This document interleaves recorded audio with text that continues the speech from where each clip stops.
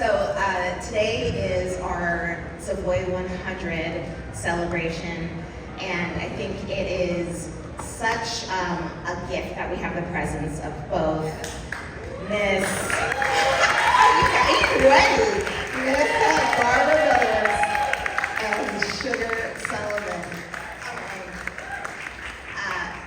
I want to let all of you know that in true Lindy Hop fashion, Sugar exerted herself last night screaming at y'all. No, that did not happen. I don't know what happened. My voice just disappeared. Yeah. But that's what I keep saying too. It's like I wasn't loud and crazy last night. My voice just disappeared. So we are going to ask Sugar. We're going to let you know that Sugar is going to be speaking pretty softly, and we're going to try to preserve her voice as much as possible so that she can not scream at y'all tonight. Yeah? Okay. So great. You two are the vision of best friends. We're not best friends. We're sisters. Oh, correction. That's right. This is my world's sister. Okay? I love that every time I see you, you two are suited and booted exactly like. Can I tell you that yesterday, I'm going to tell on y'all, yesterday they came to me with the t-shirts that they received from Camp Jitterbug, and they showed me that they're not exactly the same color. And I said, I'm sorry, what? And Barbara was like, you see it, right? You see it, though, right? And I said, yeah, I see it. And we went back and we found two that were exactly the same color. I need to know, when did you both meet? You get it too far ahead. This is about the Savoy, right? We're talking about Savoy today. So let's start from the beginning. Do you all know how Lindy Hop began? No. There you go. All right. In 1926, these two Jewish guys opened a ballroom in Harlem called Savoy Ballroom. And they had a group of dancers in there that were regulars. They were young black teenagers. I wouldn't say teenagers, late teens, because you had to be 18 to go into the Savoy. So from 18 in the 20s, you know. And that time they were doing Charleston and two-step, shag, that type of thing. And the band started coming over from Kansas City, and they had this new sound. And these dancers said, oh man, that's not a shag, that's not a Charleston. We gotta find something to do with this music. So they don't know how it happened, but they pulled out these steps and put them together, and they start, hey, this fits with this music. And that's how Lindy Hop began. And that was they weren't called Whitey's Lindy Hoppers. It was just a group of dancers that we used to go to the Savoy every night, you know, and enjoy the music. And they put these steps to this music. And they used to have dance-a-thons in Harlem. You dance until you drop. The last one standing won the fight. So they were having this dance-a-thon, and a reporter asked one of the dancers, what's the name of this dance? And he said, and a bulletin flashed in his head. Lindy Hop's The Atlantic. And it was about Lindbergh flying from New York to Paris. And he said, it's called Lindy Hop. And that's all we know of how it came to be named Lindy Hop. There's nobody else can say anything else. That's how we got to Lindy Hop, okay? All right, now. So Miss Sugar lost your voice, and she insists on being the one who tells songs. Yeah, You're like a comedy duo, like Penn and Teller. I can't get anymore after today. I gotta get this out today. Okay. We have to do this. I'm gonna ask Miss Barbara all the questions. You gonna ask one? I'm gonna ask Miss Barbara all the questions. Okay. Because I don't get to hear Miss Barbara speak enough. I beg your pardon? I'm looking for Chester. Anybody see Chester? He's busy. You know him, he's always busy. Where's Chester? I'm ignore this restraining order for the whole thing. Come on up here. Come on up here. They like to have you close. He tells me I'm saying I do it get here, so get here. Thank you. Go right here. Go ahead. Yeah.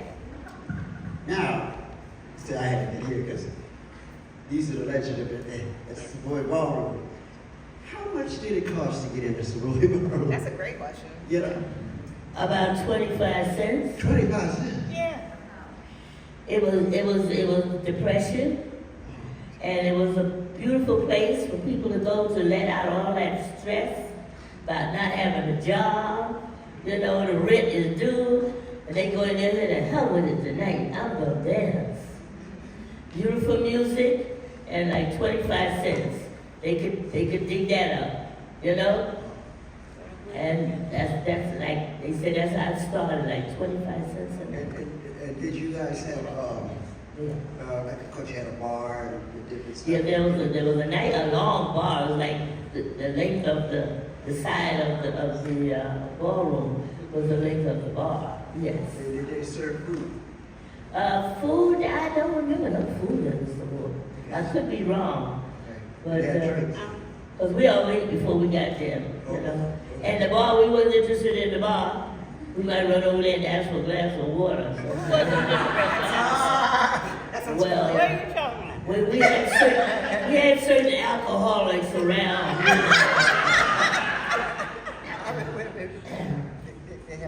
Tell me about it. Oh, they had alcohol. Yes, they had alcohol. Why do you think I'm sitting here? It kept me going.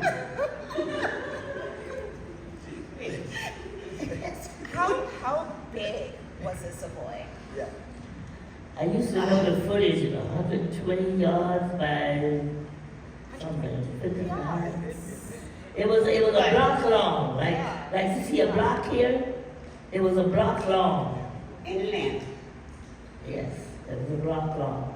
Was that all one ballroom space? That was the ballroom space. The bandstand, like this, a bandstand, accommodated 2 full orchestras Yes. at the same time. So it wasn't small like this. It was very long, the bandstand. And the music never stopped. When they opened at 10 at night, bands would be there. The first one wanted to take a break. The second band would come on while that band is playing, joined in with the same song, playing it, maybe for another couple of choruses. The band that wanted to take the break would go off, the music is steady going. The music never stopped. Then they changed to their repertoire. When the band came back, go back on the stand, the same thing happened. They joined in with that band to play their music like they were playing it. Then they went off. When they finished that song, then they would play their repertoire. And that's how the music went from 10 to 4 a.m. in the morning. Then, a few years, they cut it down to 3 a.m. Like too much. I think the earliest it went to 2 a.m. before by the time it closed. I think it went to 2 a.m. Yeah. So Savoy opened in March 12th, 1926. And this year was their 100th anniversary that we celebrated in New York. Yeah. So, yes. No, it's not.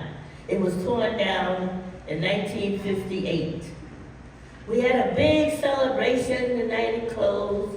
I think it was, I believe it closed, I have the date and I forgot it. I think it was in June or July or something. But it was just a night, it was closing. They were going to build a bigger and better one on the other side of the street. Okay? Instead, they put up housing. What can I tell you? There was no more Savoy. Never again. Yeah, no more Savoy boy. Yeah. They lied, the city lied. They lied to us. They lied to us. Rebuild that club. I guess they didn't want us to be rebelling that night in 1958 if they told us the truth. They ain't gonna have no more Savoy. But that's what they told us that, and then we all believed it, So it wasn't a sad night. We were rejoicing, Hey, the next time we're in Savoy, it's gonna be bigger and better. I mean, how much bigger and better can you get? It was a block long. Ain't nobody thought of that. Nobody thought of that, But a block long, that's unusual for a ballroom. This was all the ballroom, though. They had seating. If you didn't want to dance, that's fine. They had seating. They had tables and chairs. They also had booths and seats, So you you could sit, stand, whatever, we had matrons in the ladies' room. They had a gentleman to serve the guys in the men's room. And with the music steady going, we ran into the bathroom if we had to go.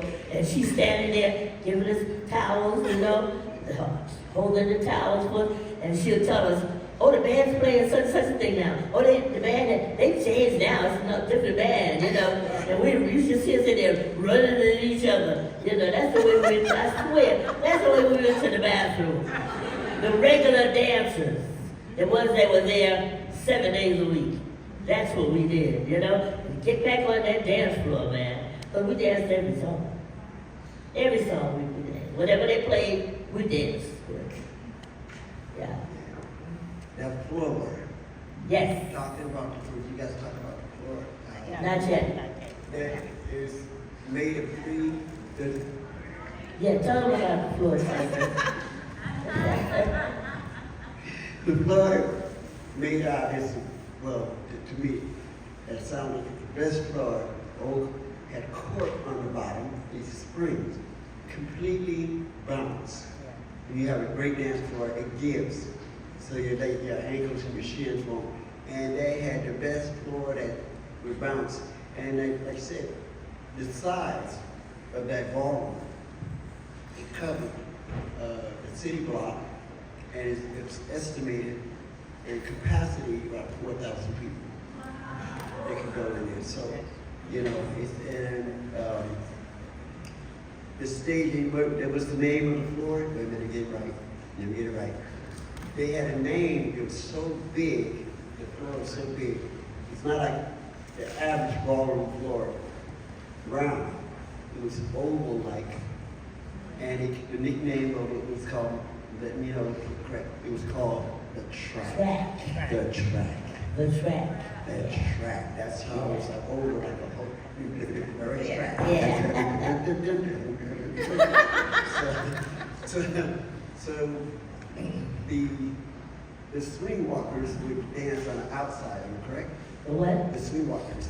And the lady hoppers would be mainly jumping in the middle. Not on the outside of the floor, that was carpet. Okay, that's what I meant. But the edge of the track. The edge of the track on the outside. Yes. Oh, yes, on the track, yeah. And hope that you guys had many of the bands that played there. Buddy Johnson? Buddy Johnson, when I first went there in 1948, Buddy Johnson was the house band. Because we had a house band, and then we had these bands that come in like as guest bands. They would come in maybe for a weekend or you know, like that. But house bands, they would stay steady for maybe 6 months and maybe just take a rest, maybe a couple of weeks or so, and then they come back and, you know. So Buddy Johnson and his sister Ella Johnson, she was staying with the band. We had, oh my goodness, the bands that used to come in, Fletcher Henderson. Some of these names that probably you all never even heard of. Same anyway. You know who Fletcher Henderson is, guys? Okay. Good, that's a All right. I forgot these are Lindy Hoppers. Oh yeah. And of course Cootie Williams. Cootie Williams had the Tiffany 5, or he would come with his full orchestra, because he had both. Okay. Yeah, he would come sometimes with what they call the Tiffany 5. Yeah. And they could swing as much as that orchestra. You know? Or then sometimes when he would come in as the orchestra, you know. Lionel Hampton. Oh, wow. Yeah. You know, and Camp Calloway, you know, and it was a fun place. When you walked in that door, you was in a different world, you know. You left all those worries you left outside that door. When you walked up that flight of stairs, it was a long flight of stairs, and when you walk in, you say, what the heck is this? You see this big spread out ballroom, you know? It was so beautiful and so much fun. And you met so many interesting people there. We had dukes and duchesses, royalty, you know? The sanitation workers that you see every morning, the mailman, you know? Everybody came to the Savoy. It was the only ballroom in New York that wasn't segregated. So you dance with any and everyone, you know? Yeah. I gotta ask you some shit. Yes. I just want to say that Chester told me to ask this question. Did Barbara act right at the Savoy Bar? Did who do what? Did Barbara act right? Act right? Yeah. That's a good question. I feel like I need you both to tell me. Well, she's gonna tell you about she'll tell you about when she came to the boy, little innocent Barbara, you know. Yeah, I want to know about innocent Barbara. Okay, we know that she visited the bar. Okay, We know that. We got her at the bar. The bar is in her name twice. Barbara. I don't even think that she walked in with that name. Okay, I asked a question about 3 days ago, and that was, when did you both meet? There you go. There you go now. Oh yeah. Oh yeah. If I don't let me talk. I'm going to tell you when I first went to Savoy and how I got there. When I finished high school, my grandmother raised me, and my mother lived in New York. So my grandmother said, you finished high school now. You said you didn't want to go to college. You going to your mother's. She said, I had enough of you. You going to your mother's. So I had to wait a year now because I had a sister. She's right behind. So after that year was up, I came to New York. When I got to New York, my mother said, I know you like to dance, and I know you like party. She said, but I have a place I want you to go. She said, I think you will like it. So I told her, I said, I ain't going nowhere, I'm getting me a job. She said, you won't get a job, all right. She said, but I want you to go to this place. So she asked my cousin Loretta to take me. I went to Savoy that night. It wasn't quite night, but I went there. And when I walked up those stairs and I looked in that place, that was the biggest place I had ever seen in my life. I was scared and I wasn't scared. I didn't know who was going to be there, who wasn't going to be there. And it wasn't dark yet, and it was full of people. And I'm saying to myself, I'm coming up here and I don't know nobody. So my cousin said, Barbara, this is where your mother wants you to go. Now, when the music was already playing, they was already dancing, I noticed this group in the corner. Not quite in the corner, really. They just had a side of a place that they sang. It was on the side of the bandstand. There was a section where we all gathered, the regulars. Right. So what happened? I was looking around. I went over here, and I said, "No, I want to go over there." So what I did, I went over on the side where they were, and they was kicking and going on and throwing and this one and that one. I'm saying, "What the heck are they doing?" They was really carrying on, and I said, "Wait a minute, I like this." I didn't know what was doing, but I liked it. So I said, "What you doing?" You talking? Okay. You talking? So when that happened, I went on that side where they were dancing, and they was going, and I was moving and trying to move my feet the way they was moving their feet. I didn't know whether I had it right or not. Just that the music was so good, I was just bopping. I thought I was doing everything. So 2 or 3 nights, I was tired, but I went there anyway. So I'm making a long story short. So finally,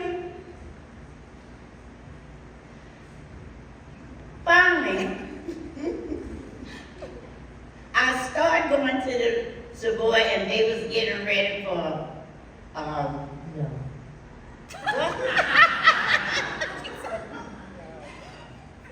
Okay, I see where she wants me to go.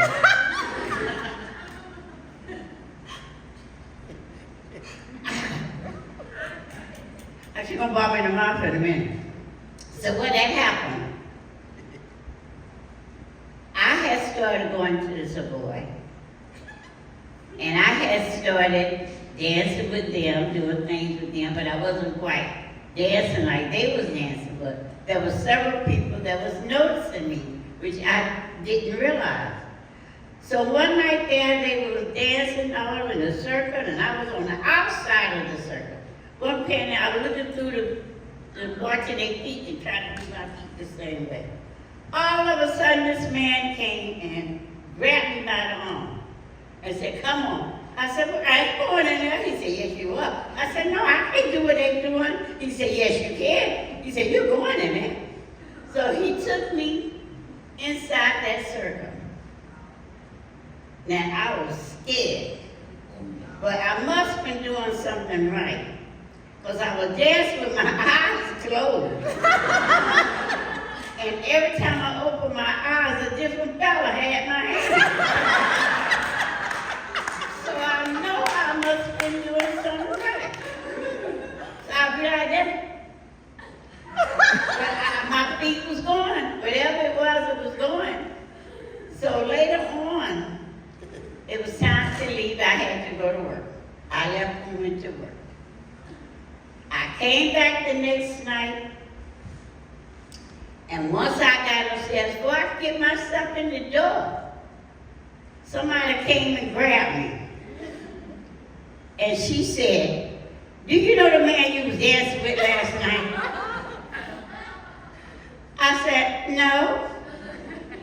"That's my husband." I said, "I know I got a problem now." And I looked at her and she said, "Come on, let me show you what he was trying to get you to do." And from that night to this one, we've been just like this. Just like this.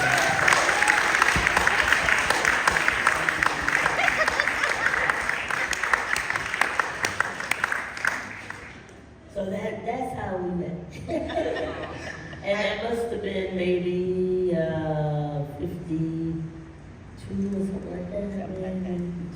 52? 1950, yeah. Wow. So I know that neither of you were born in New York. You came to New York afterwards, right? Born in New York? Yeah, I thought you I were. was born in Harlem Hospital. Oh, excuse. The old Harlem Hospital. All Before right. they built the new one. Okay. Yeah. I don't know why I thought you were born. No, I was born and raised in Harlem. Okay. Mhm. But you were not. No. Okay.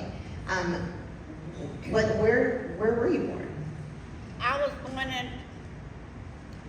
born in Atlanta, Georgia, and I was raised in Athens, Georgia. And like I said, I finished school there, and I came to New York. That's it.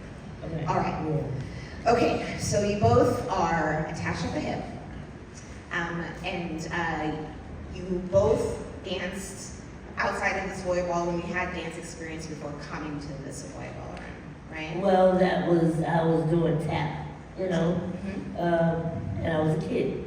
What? The first time I went to Savoy, I had entered my partner and I. First of all, we discovered Lindy Hop from the movies, from Hell's on Papa. We used to go to movies. I love musicals, and anytime there was dancing in a movie, Fred Astaire, all the dancers, Gene Kelly, I was going to see that movie. You know, always loved dancing, and I was tap dancing. I started like 4, and so my boyfriend and I, we went to the movies, see this movie, Hell's on Papa. And we sit there, you know, watching the movie. And that scene, that dance scene came on, and I perked up, you know. Ray, you see this? Look, pay attention. He looked at me like I'm crazy, you know. And I said, oh man, I got to learn that. He said, what? I said, we got to learn that, both of us. Yes, we're gonna do that dance. And we sat there, and we stayed and we saw it the next time it came up. Because then you could go to the movies, and you stayed all day if you wanted to. Y'all can't do that now. They show it over and over and over again. We saw 2 main features, we saw 5 cartoons, we saw 2 what they call chapters, you know, and that's what we would do. So if he was under 18, there was a matron there, and she got off at 6 o'clock. And when she got off, she put your butt out. You left with her, okay? So this is what we used to do. So we sat there until it was time to go home. And I said, we got to come back while as long as this movie is showing and try to get those steps, you know? And he said, I don't know what you're talking about. I said, because you're not paying attention, you gotta pay attention. We have to learn this thing. He said, all right, I'll try. So that's what I went home and told my mother what happened, you know? And she said, that sounds interesting, you know? I said, Mama, would you give us movie money every day until that particular movie closed? She said, yeah, I'll give it to you, you know? So that's what we did. Ray and I, after school, Saturday and Sunday, while this movie was playing, we went every day just to see that little segment, to try to figure out what these people were doing. And then he remembers something, I remember something. We go to Central Park. The movie was 116th Street. Central Park on 10th. We walked down to Central Park, find us a little quiet spot, nobody's around on the grass, and we try to figure out these steps. And then here comes the advertisement of a contest, a dance contest in Central Park, sponsored by Disney and 17 magazine. Well, I had subscriptions to 17 magazine. That was for teens, okay? So we entered this contest. That's when we found out we were doing what they call Lindy Hop. We didn't even know what the heck we were doing. We were just dancing. And we entered this contest, and lo and behold, we won first. First prize was $25 apiece and a hand painting by Walt Disney. Okay? So the painting mine was a teenage girl in a canteen in front of a jukebox, and I had a ponytail. I was always dancing a ponytail, and that was my painting. And my boyfriend was this young guy. He's in the canteen with this jukebox, and he's leaning on the jukebox, trying to select a song, you know, in a soda fountain. That's what it was. It was in a soda fountain. So this lady came over. She said, "Oh, you two are so good." She said, "Oh, I enjoyed it so much." She said, "You're good enough to be in the Harvest Moon Ball." We said, "What is that?" You know. And she said, "It's a contest that's held by it's sponsored by the Daily News, and it's every year, and they have it at Madison Square Garden." I said, "Oh, okay, I've been down Madison Square Garden. Seen a couple of basketball games, you know, Aroldo and stuff. I like to dance in Madison Square Garden." So I said, how could we get there in this contest? So she sent us to the Daily News building on 42nd Street. And that's where we went and found out about the Harvest Moon Ball. And that's how I got connected with Savoy. When I saw those dancers down at Madison Square Garden, from Savoy Ballroom, and they were dancing. What my partner and I were doing, I don't know. I don't know how we made it. When I saw them, oh my God. I said, now that's the dance I need to learn. Because what I was doing was a facsimile thereof, you know. It passed until you see the real thing. So one night I'm going up to the Savoy, you know. I was 16. I wore socks, and I wore white socks. Didn't wear makeup. I'm going up to the Savoy. Okay? I get to the door. Hey, wait, oh, where you going? The bouncer said, asked me, you know, where's your mother? I said, my mother's home. Well, where do you think you guys? I'm going upstairs, in this place. This Savoy Ballroom, right? He said, yeah. I said, well, I'm going in. He said, no, you're not. I said, why?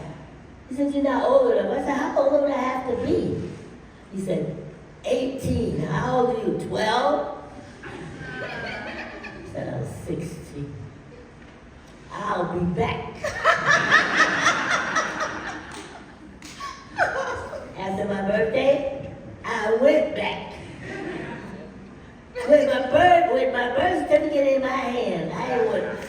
And he said, what are you there? Okay, there's the box office. Pay your exhibition. Thank you very much. And I went up to this place. Oh my gosh. And I was there every day. I found out you go in the daytime to learn steps. I went every day, like maybe say 11 to 2, go home, eat dinner, feed my kids, get dressed, and go back at night. And I did that every day and every night. That was my second family. The people that I met in the Savoy Ballroom. Because every night I went, it was the same group, you know, that was over in the corner. So naturally I had to get with the knowing people, you know. And in the daytime I would go and I see them doing something, you know, and they said, let me show you how, I see you like what so-and-so is doing. I said, oh, that's what that is? I didn't learn it. That way I learned people, you know, to meet people faster because they up there in the daytime, you know, and they would show you a step or two, you know, they do it over again, you know. Wasn't a class. Everybody's around on the carpets and they doing their routines, getting their routines together because the main purpose of the main dancers that went to Savoy every day and every night was to go in the Harvest Moon Ball, win first place, and become professional performers. Once you were in first place, you won first place in any category in Madison Square Garden, you signed contracts for professional performances, and you became a professional. After you became a professional, you could not dance in the Harvest Moon Ball. Okay? So you could win first in tango, and then win rumba. Okay, you could enter rumba the next year, but you couldn't enter in tango anymore. Or Lindy Hop, you know, or you could go back and enter in polka, but you couldn't enter in Lindy Hop if you won first place. So that's where that went, you know. So the Harvest Moon Ball hosted competitions for a bunch of dances. Yeah, amateurs, for amateurs, those are amateurs, yes. So I want to talk more about the Harvest Moon Ball because when you competed, did all the dancers represent ballrooms? Did you have to? Oh yes, there was 3 ballrooms that was included in the Harvest Moon Ball. They got dancers from the Glen Allen Casino, which was in Long Island. That was all predominantly white dancers. In Roseland Ballroom, which was downtown New York on Broadway, that was all predominantly white dancers. And the Savoy Ballroom was for anyone of color, yeah. Because we had Puerto Rican dancers would come up, Italians, yeah. But so when we went to sign up for the Harvest Moon Ball, they had already had the preliminaries at the Savoy Ballroom for that year. So they said, well, the next preliminaries coming up is Roseland Ballroom, and you can dance from there. Now they know Roseland only had white dancers, but that's what they told us, so we went. Ray said, you want to try it? I said, why not? All they could do is tell us we can't dance. But they did, they let us dance. And that night we came in second, and that made us eligible to go to Madison Square Garden. But when we got to Madison Square Garden, we had to dance with the group from Roseland. So you dance, the groups that came, they picked like, I think it was, 7 couples or something like that, 8 couples, from each ballroom. And out of all of those dancers, they would get first, second, and third prize in the Lindy Hop. And they did the same thing with the other categories.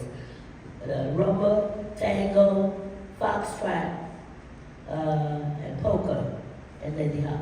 That was the categories of dancers that they had in the Harvest Moon Ball. And it was something, it was beautiful the night of the finals because we got to see all these beautiful gowns, all these beautiful dancers, and they also had professional entertainment. Ed Sullivan was also always the MC.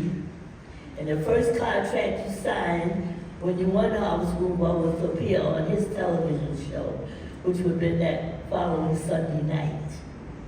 So it was a big thing. It really was a great thing. You got to Madison Square Garden at 8 o'clock in the morning because you rehearsed all day, and then they place you where you come on the program. And also you see the professionals, entertainers. They were rehearsing. They have a comedian. They had a singer. Sometimes they might even have a tap dancer on the show, and they had the big band, with their singer. So all of that, you were there all day for the rehearsal. And then you went in the dressing room at night, got all spruced. They took you out for lunch at Mama Leone's, which was a big, beautiful Italian restaurant. We would walk there, and people would be looking at everybody in the street because we all went at the same time. Everybody that was going to dance that night. We went to the Mama Leone's, and people on the street were watching, and they applaud, when you walking down the street, they waving at you and everything. And we go have this 4-course dinner in Mama Leone's, and then we come back, and we get all pretty up. We do our hair, put our makeup on, our costumes, we dance in costumes and things. And when they hit that song, Shine On Harvest Moon, the dance floor was like a boxing ring, square. But it didn't have any ropes around it like when they have fights. It was just open. And we would march around the ballroom, and then you go to your seats. And all the people, oh my God, 25,000 people filled the Madison Square Garden, And you see all this and the bright lights and the band, the orchestra playing, So that was the Harvest Moon. Yeah. And they were called, each group, Glen Island Casino, and they called Roseanne Ballroom and Savoy Ballroom. When we saw Savoy Ballroom, I said, oh my God. I felt ashamed to dance. I said, what my partner and I doing? Nothing compared to what the Savoy is doing, They were dancing. I felt like I was walking. Because Roseland, they didn't even dance to fast music. The music wasn't fast. It was oh Lord have mercy, But I wanted to dance with Savoy. And thank God they wouldn't let me, because I would have never made it. But their music was, it was up there, But that's where I saw Savoy dancers. First time. You finished?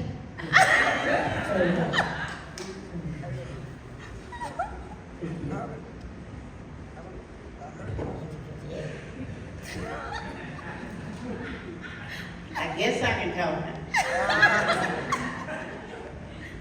She told me to let her talk, but she's trying to get her voice back. And y'all see she's getting her voice back.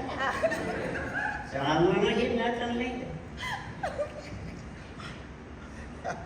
In 1958, and I had been going to the Savoy, and I had been around while they was getting ready to go to Madison Square Garden.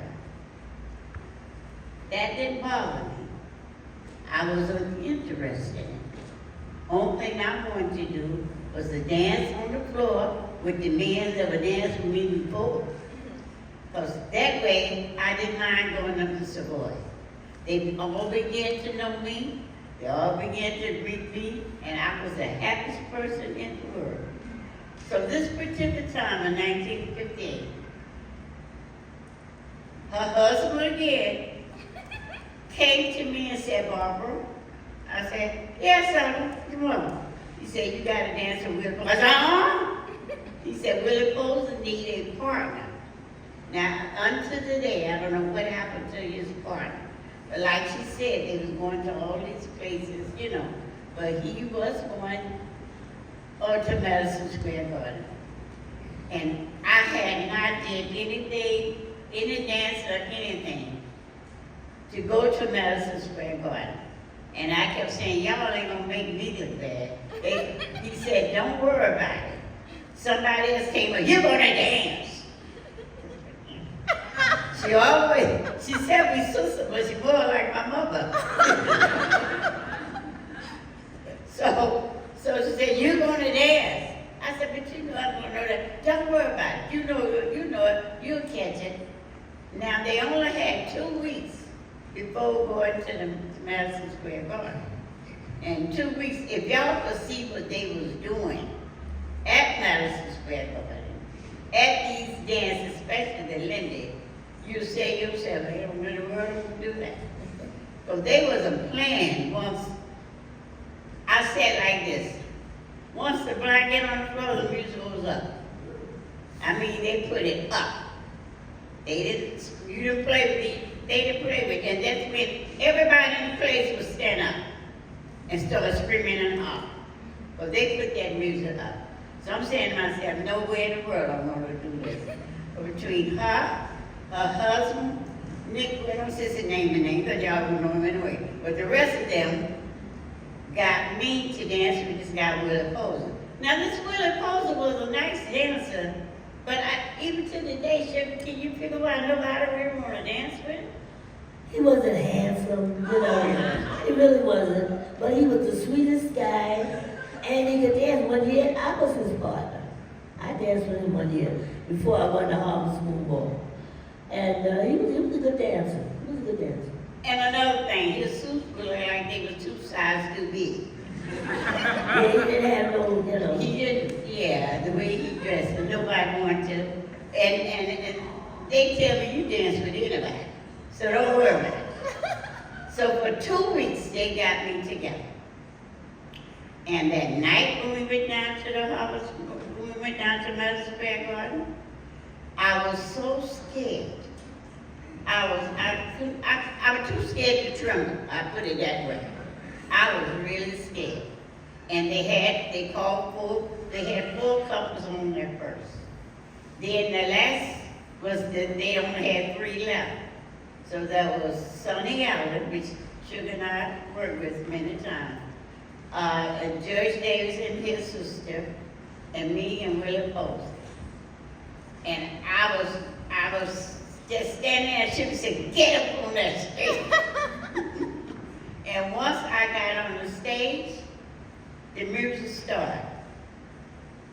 And once that music started, I started with the music. And I don't remember nothing. Only thing I know, I was strung this way, I was going up to the leg, I was strung there, and I was just going. And I was just moving.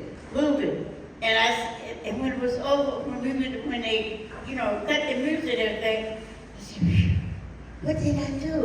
She said, don't worry about it. She said, don't worry about it. And that night, when they called the people that was, won the first place, they called Sonny Allen. Well, I'm standing out there, I ain't worried about it, because I don't know why he did nothing. They called Sonny Allen for first place. They called Judge Davis for second place. Willie Post and Barbara Phillips. I said, oh my God. That was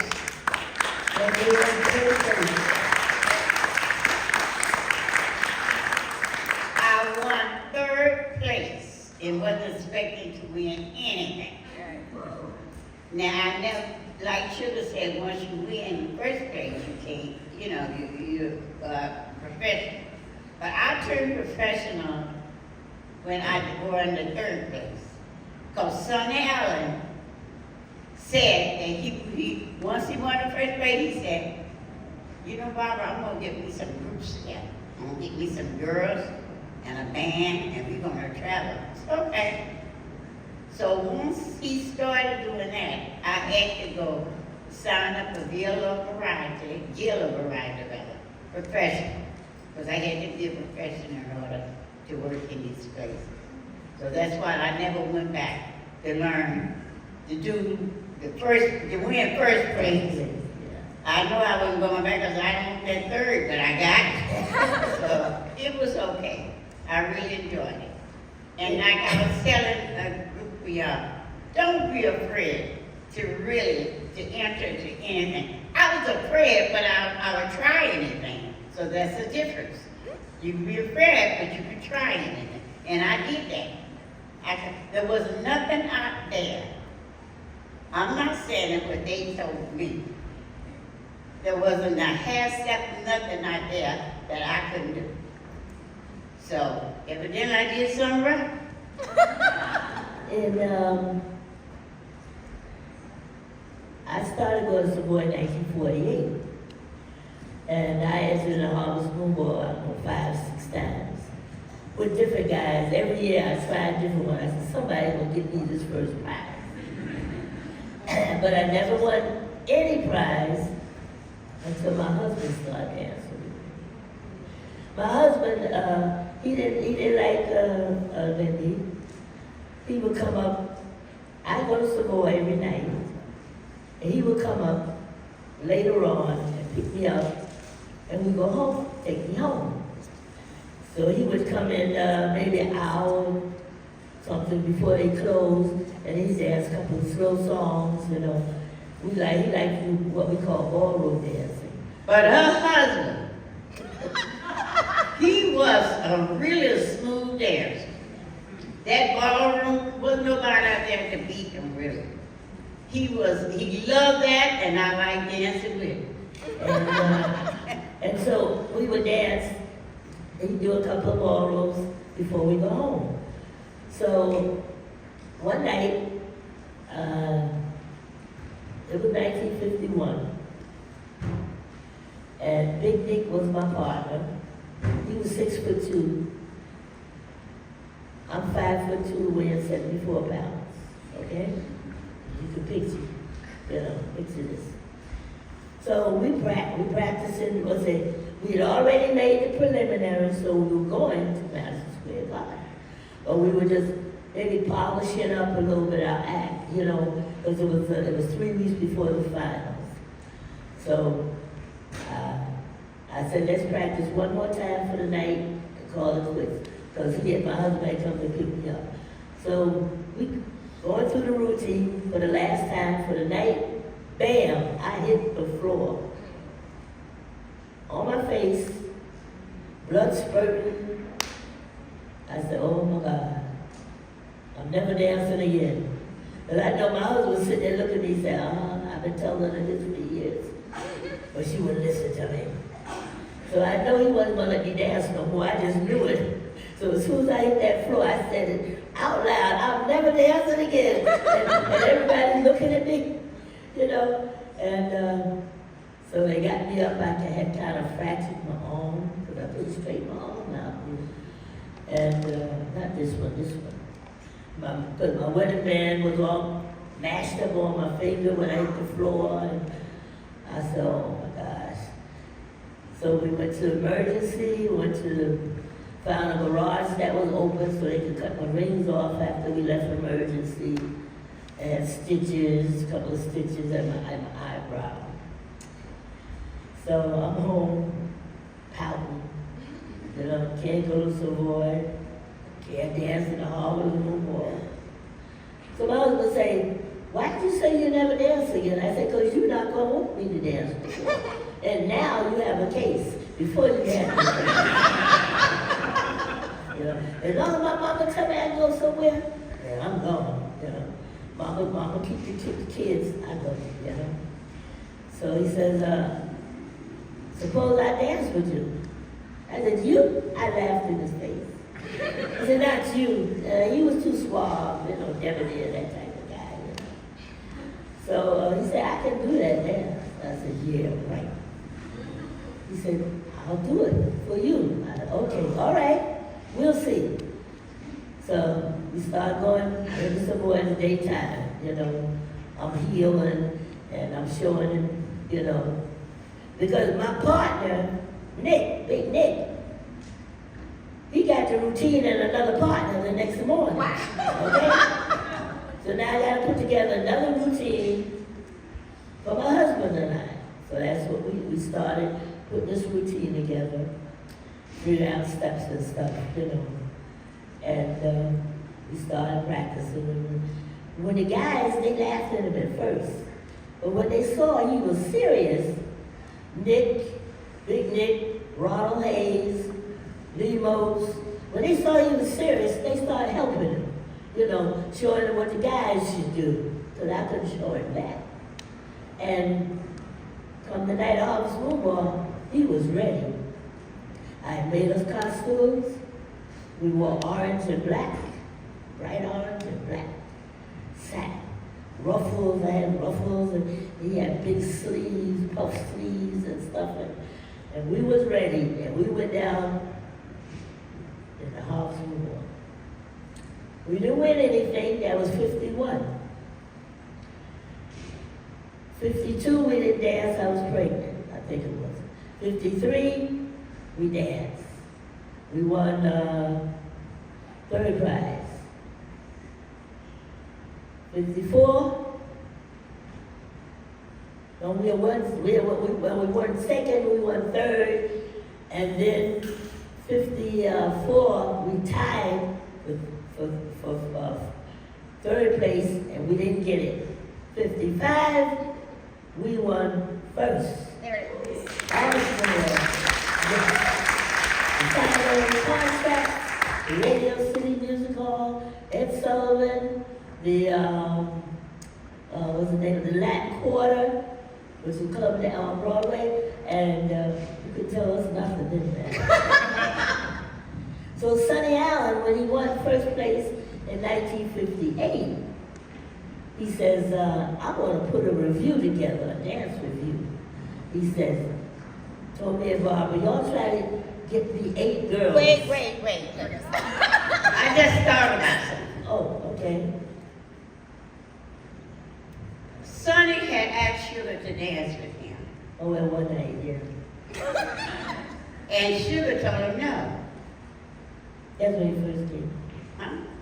That was when he first started coming up there. Yes, but I'm listen, I'm old. I have to Yeah, you remember. got to tell it right now. You gonna tell it right, lady. So Sonny asked Sugar to dance with him, and she said no. And he told her, he said, one of these days, you're gonna be dancing for me, working for me. And she looked at him and said, In your dreams.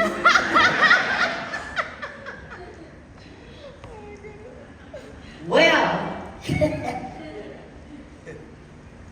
tell him how you started working with Son Allen. So in 1958, when we asked her to try to get in 8 girls, we talked to all the dancers and we got 8 girls. So Sonny started teaching us. Sonny was a dance teacher in a dancing school, which we didn't know.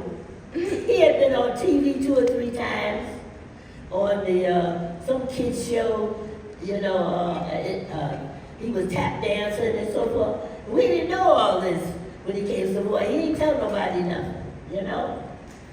So he started teaching us. He taught us Latin. He taught us modern jazz. Him and I, we did a tap number together. Him and I and Barbara, we did a tap number. And he got all this stuff together. We practiced with these 8 girls, like 8 months, 10 hours a day. I mean, he was a slave driver. He really was. Plus, he was a drill sergeant when he was in the Army, all right? Did that tell you anything? Yeah. Okay. He taught us how to do push-ups on our knuckles, with our knuckles, okay? That's how good we were, all right? And then he taught us all these dance routines, and we got a review together. 8 girls and Sonny Allen. Well, I was a dressmaker and a tailor. So I'm making costumes, I'm designing costumes for these dance numbers that he wanted us to do. We opened in Small's Paradise. Our families finally they coming, all of our families coming out, and our friends want to know what the heck we've been doing for these 8 months, 10 hours a day. Well, they filled Small's Paradise, and we opened that show. Sonny Allen came out in tails, a black cape lined in red satin, top hat, white gloves, and a cane. He hit the stage and announced Sonny Allen and the Rockets. And the Rockets came out, these 8 girls. Well, I went to the library and did research on costumes back from burlesque. We had a Broadway review. We had plumes, we had rhinestones, we had rubies, you name it. We had it on those costumes. Feathers, they were beautiful. The colors were gorgeous. Well, you know, y'all see how we dress.